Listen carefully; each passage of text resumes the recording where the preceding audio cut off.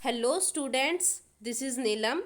Dear students, आज की video में हम कवर करने वाले हैं क्लास 8 से हमारा चैप्टर नंबर 5 है industries. So dear student, geography का ये चैप्टर है हमारे पास इंडस्ट्रीज़ के बारे में, और इससे रिलेटेड चैप्टर को हमने जो NCERT बुक में चैप्टर है उसको अच्छे से पढ़ लिया है। पूरी बुक से पूरा चैप्टर हमने पढ़ लिया है। अभी हमारे पास आते हैं इसके NCERT बुक में दिए हुए क्वेश्चन और उसके आंसर। तो अपनी इस वीडियो के पार्ट में हम चैप्टर के क्वेश्चन और आंसर को इंक्लूड करेंगे,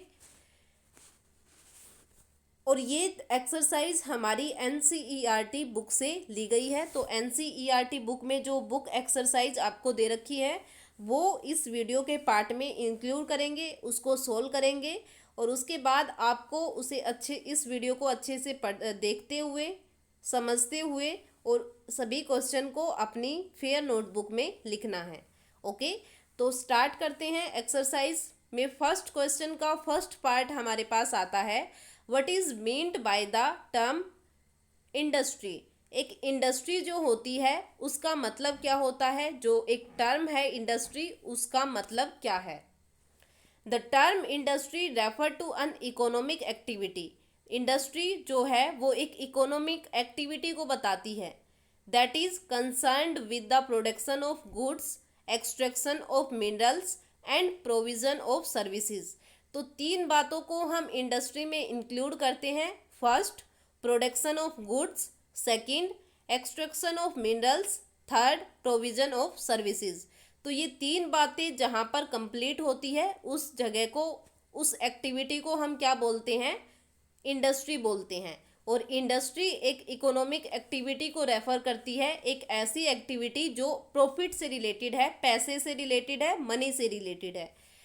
तो इकोनॉमिक का मतलब ऐसा ही, मतलब जहाँ पर इकोनॉमिक वर्ड आपको दिख जाए तो समझ लेना कि वहाँ पर पैसे, मनी से रिलेटेड एक्टिविटीज़ हो रही है। तो इंडस्ट्री जो है वो मनी से रिलेटेड है कि गुड्स को प्रोड्यूस करना, मिनरल्स को निकालना, माइनिंग करना, और जो सर्विसेज होती हैं वो भी हमारी इंडस्ट्रीज़ में ही आती है। तो इनको प्रोवाइड कराना, ये सब कहाँ पर होता है, इंडस्ट्रीज़ में। Second question, what are the main factor which influence the location of an industry.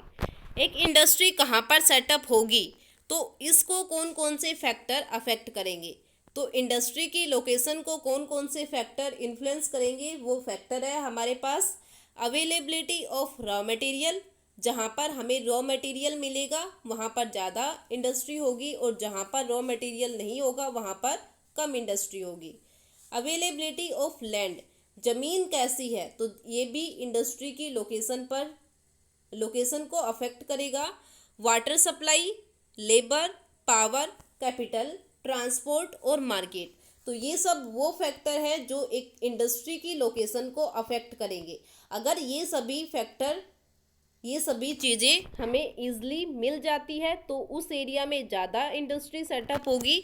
अगर ये सभी फैक्टर्स कंप्लीट नहीं हो पा रहे हैं तो उस एरिया में कम इंडस्ट्री सेटअप होगी। Third, which industry is often refer to as the backbone of the modern industry and why. वो कौन सी इंडस्ट्री है जिसको मॉडर्न इंडस्ट्री की बैकबोन, मतलब बिना इस इंडस्ट्री के तो जो बाकी की इंडस्ट्री है वो कुछ भी नहीं है। तो ऐसी कौन सी इंडस्ट्री है उसके बारे में बताना है और कैसे है। Answer, iron and steel industry is often refer to as the backbone of the modern industry. जो आयरन और स्टील इंडस्ट्री है उसको मॉडर्न इंडस्ट्री की बैकबोन माना जाता है। और क्यों माना जाता है, because almost everything is either made from iron और स्टील और has been made using tools of machineries of these metal. मतलब आज की लाइफ में हमारे आसपास जो भी चीज़ें हैं वो सभी किससे बनी हुई है, या तो वो आयरन की बनी है या वो स्टील की बनी है, या फिर उनको बनाने के लिए जिन टूल्स या जिन मशीनों का यूज़ किया गया है वो मेटल की बनी है। और मेटल में सबसे इम्पोर्टेंट पार्ट आता है आयरन और स्टील का। There are Plenty of example like ship, train, vehicles, all are made largely of steel. काफ़ी ज़्यादा एग्जाम्पल है जिसमें स्टील का यूज होता है, आयरन और स्टील दोनों का यूज होता है, जैसे शिप्स, ट्रेन, व्हीकल्स। तो ये सभी किससे बनते हैं? मोस्टली स्टील से। Materials of our day to day use starting safety pin to our building in which we live. एक सेफ्टी पिन से लेके और एक बिल्डिंग जिसमें हम रह रहे हैं, सब हर चीज़ में किसका यूज हो रहा है? स्टील का यूज हो रहा है। Without the use of iron और steel no industry can run. कोई भी इंडस्ट्री बिना आयरन और स्टील के नहीं चल सकती। तो आयरन और स्टील को बैकबोन माना जाता है मॉडर्न इंडस्ट्री का, क्योंकि अगर आयरन और स्टील नहीं होंगे तो कोई भी काम नहीं होगा। हमारे आसपास जितनी भी चीज़ें हैं वो या तो आयरन और स्टील की बनी हुई है, या उन चीज़ों को बनाने के लिए जिन टूल्स का, जिन मशीनों का यूज़ किया गया है, वो मशीनें आयरन और स्टील की बनी हुई है। तो काफ़ी एग्जाम्पल है, जैसे बड़ी बड़ी ट्रेनें हैं, व्हीकल्स हैं, सेफ्टी पिन है, और जिन बिल्डिंग्स में हम रह रहे हैं उन बिल्डिंग्स में भी आयरन और स्टील का यूज़ किया जाता है। तो ऐसा माना जाता है कि अगर आयरन और स्टील नहीं होंगे तो कोई भी इंडस्ट्री आगे काम नहीं कर पाएगी। नेक्स्ट क्वेश्चन है, why cotton textile industry rapidly expand in Mumbai. Mumbai में कॉटन टेक्सटाइल इंडस्ट्री काफ़ी ज़्यादा एक्सपेंड कर रही है, बढ़ रही है। तो वो क्यों बढ़ रही है उसके बारे में बताना है। Cotton textile rapidly expand in Mumbai because it warm.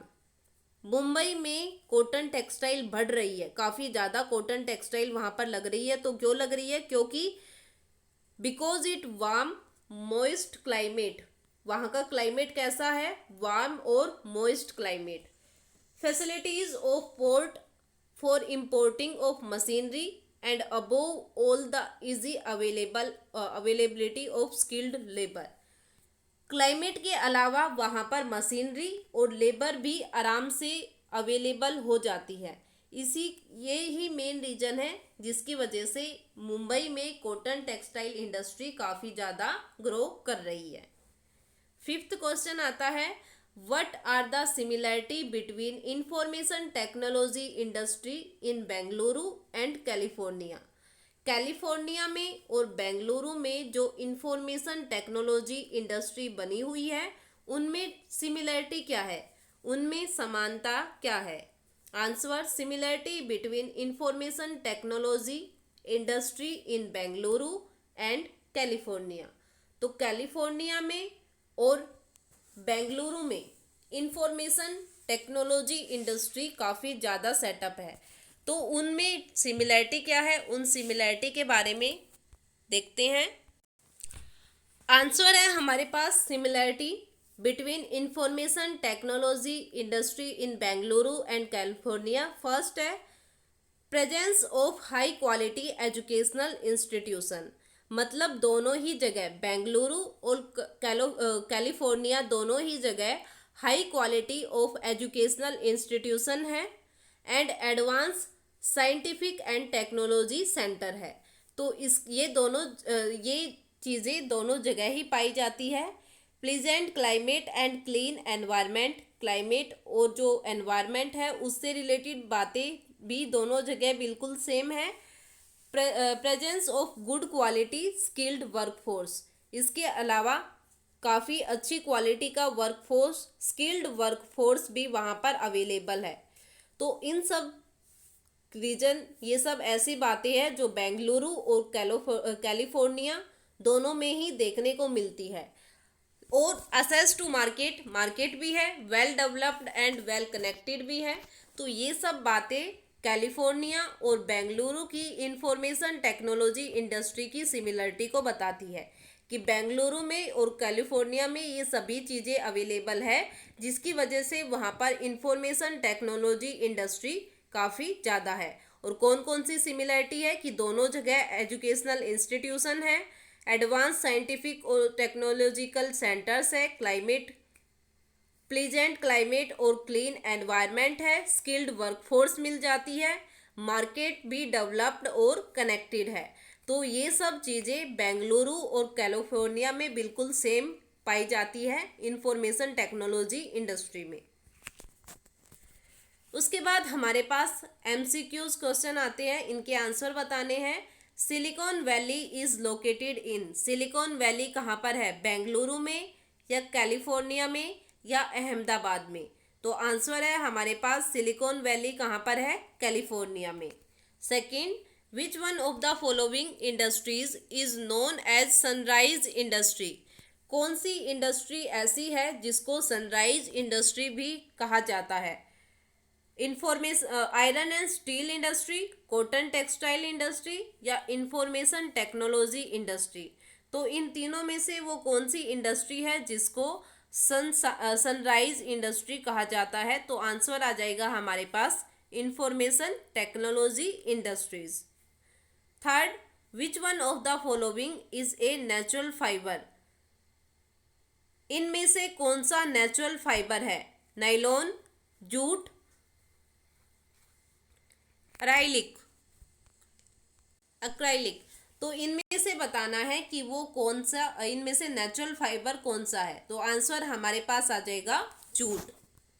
उसके बाद हमें डिफरेंसेस बताने हैं। थर्ड क्वेश्चन में अलग अलग पार्ट हमें दे रखा है और उनमें डिफरेंसेस बताने हैं।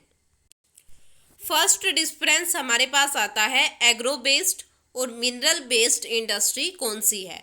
तो हमने टाइप्स ऑफ इंडस्ट्री में देखा था कि एग्रो बेस्ड इंडस्ट्री और मिनरल बेस्ड इंडस्ट्री के बारे में। रॉ मटेरियल के अकॉर्डिंग हम इंडस्ट्री को 4 पार्ट में डिवाइड करते हैं, agro based, mineral based, marine waste और फॉरेस्ट बेस्ड इंडस्ट्री। तो उनमें से ही हमने 2 पार्ट यहाँ पर देखने हैं, एग्रो बेस्ड इंडस्ट्री और मिनरल बेस्ड इंडस्ट्री में क्या डिफरेंसेस हैं। तो first, agro based industry uses plants and animals product as raw material. Agro based industry में प्लांट्स और एनिमल्स को एज रॉ मटेरियल यूज़ किया जाता है और मिनरल बेस्ड इंडस्ट्री में मिनरल्स और को as a raw material use किया जाता है। सेकेंड, एग्रो बेस्ड इंडस्ट्री में source of employment for people in rural area. Agro based industry में जो एम्प्लॉयमेंट के सोर्स है वो पीपल, जो रूरल एरिया के लोग होते हैं वो वहाँ पर काम करते हैं। और मिनरल बेस्ड इंडस्ट्री में क्या होता है कि वहाँ पर रूरल एरिया और अर्बन एरिया दोनों के ही लोग यहाँ पर काम करते हैं। एग्रो बेस्ड इंडस्ट्री के एग्जाम्पल है diary industry, cotton textile industry. Mineral based industry के एग्जाम्पल है iron and steel industry, heavy machinery industry. Okay, तो ये है हमारे पास एग्रो बेस्ड इंडस्ट्री और मिनरल बेस्ड इंडस्ट्री में डिफरेंसेस। उसके बाद हमारे पास आता है public sector and joint sector industry में क्या डिफरेंसेस है। तो हमने देखा था ओनरशिप के अकॉर्डिंग हम 4 टाइप की इंडस्ट्री देखते हैं, public sector industry, private sector industry, joint sector industry और कोऑपरेटिव सेक्टर इंडस्ट्री। तो उनमें से हमारे पास है पब्लिक सेक्टर इंडस्ट्री और जॉइंट सेक्टर इंडस्ट्री में क्या डिफरेंस है। तो public sector industry owned and operate by the government. Public sector industry जो होगी उसको गवर्नमेंट ओन्ड करेगी और ऑपरेट करेगी, मतलब इसके ऊपर कंट्रोल और इसका पूरा काम कौन देखेगा, गवर्नमेंट देखेगी। Joint sector industry jointly owned and operate by the government and individual और ए ग्रुप ऑफ इंडिविजुअल। मतलब जहाँ पर जॉइंट सेक्टर इंडस्ट्री वो इंडस्ट्री होगी जहाँ पर गवर्नमेंट और प्राइवेट, मतलब पब्लिक और प्राइवेट सेक्टर दोनों आपस में मिलकर काम करेंगे, उसको हम बोलेंगे जॉइंट सेक्टर इंडस्ट्री। मतलब जो भी इंडस्ट्री होगी वो गवर्नमेंट के भी कंट्रोल में होगी और किसी पर्टिकुलर पर्सन के भी कंट्रोल में होगी, उसको बोलेंगे joint sector industry. Public sector industry के एग्जाम्पल है Hindustan aeronautics limited, steel authority of India limited. Joint sector industry का एग्जाम्पल है मारुति उद्योग लिमिटेड। तो ये हमारे पास डिफरेंसेस थे जिसमें हमने एग्रो बेस्ड इंडस्ट्री और mineral based industry, second public sector industry और जॉइंट सेक्टर इंडस्ट्री के बारे में देखा। उसके बाद हमारे पास नेक्स्ट आता है give two example of the following in the space provide. मतलब हमें बताना है कि जो ब्लैंक पार्ट हमें दे रखा है यहाँ पर क्या फिलअप किया जाएगा। तो सबसे पहले हमारे पास आता है रॉ मटेरियल्स। तो रॉ मटेरियल्स में हमने देखा ब्लैंक एंड ब्लैंक क्या क्या आ सकता है। रॉ मटेरियल कौन कौन से हो सकते हैं, तो कोई भी दो रॉ मटेरियल के एग्जाम्पल हमें बताने हैं। तो एग्जाम्पल में हम लिख देंगे एक में कॉटन और एक में स्टील। मतलब कॉटन और स्टील जो है वो एज ए रॉ मटेरियल होते हैं। Second and product. And product का मतलब होता है बिल्कुल फाइनल प्रोडक्ट जो होते हैं जिनको हम डायरेक्ट यूज़ करते हैं, तो वो कौन से हैं। तो इसमें हम कर देंगे फर्स्ट जो होगा उसमें शर्ट जो होता है एक फाइनल प्रोडक्ट होता है, उसमें और कोई चेंजेस नहीं होती। सेफ्टी पिन, तो ये भी एक फाइनल प्रोडक्ट होता है, इसमें और कोई अलग से काम नहीं होता है, तो ये बिल्कुल एंड प्रोडक्ट होते हैं। उसके बाद थर्ड हमारे पास आता है टेरिटरी एक्टिविटीज़। वो कौन कौन सी एक्टिविटीज़ है जो टेरिटरी एक्टिविटीज़ में आती है। तो सभी सर्विसेज को हम टेरिटरी एक्टिविटीज़ में इंक्लूड करते हैं। कोई भी दो सर्विस के नाम हम इसमें लिख देंगे, जैसे बैंकिंग और ट्रांसपोर्ट, ये दोनों टेरिटरी एक्टिविटी के एग्जाम्पल है।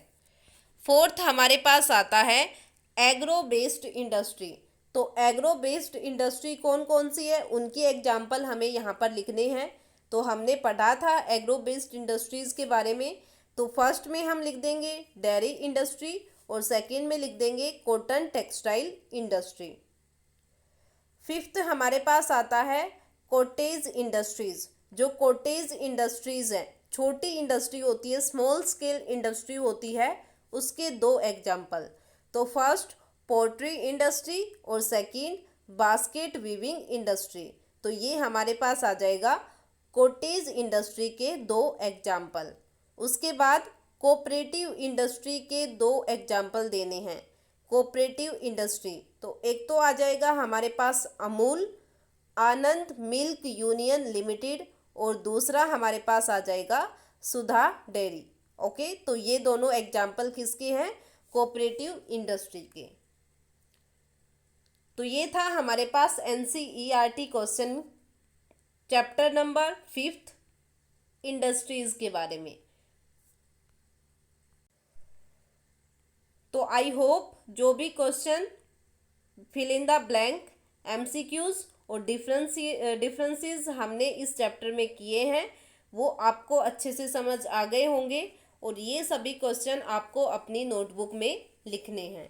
ओके, इसके साथ ही आपको बुक में एक टॉपिक दे रखा है टिस्को इंडस्ट्री के बारे में। Tata iron and steel industry जो जमशेदपुर में है उसके बारे में आपको बुक में टॉपिक दे रखा है, जो हमने अपनी पहली वीडियो में भी इंक्लूड किया था। तो ये आपका इम्पोर्टेंट टॉपिक रहेगा और इस इम्पोर्टेंट टॉपिक के बारे में आपको अपनी नोटबुक में लिखना है। जो टिस्को इंडस्ट्री है, Tata iron and steel industry है, उसके बारे में आप अपनी फेयर नोटबुक में लिखोगे। ओके, तो ये अलग से आपका इम्पोर्टेंट टॉपिक है जो इस चैप्टर से रिलेटेड और इस वीडियो के लास्ट में आपको बताया गया है।